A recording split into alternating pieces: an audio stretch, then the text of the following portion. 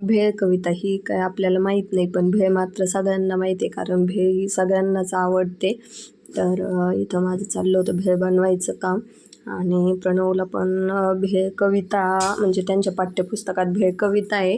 भेळ कविता पाठ करून पण सांगितली, आणि भेळीची कृती पण त्यांना लिहून सांगितली की भेळ कशी बनवतात काय.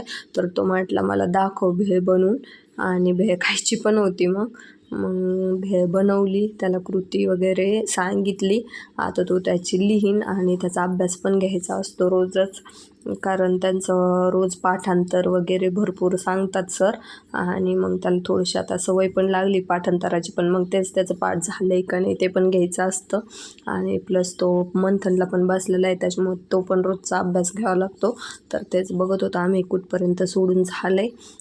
तर मग असं पद्धतीने आम्हाला त्याचा रोजचा अभ्यास वगैरे घ्यावा लागतो. तुमच्यापैकी किती जणांना भेळ कविता माहिती हे नक्की कमेंट करून सांगा. आवडला असेल तर लाईक करा.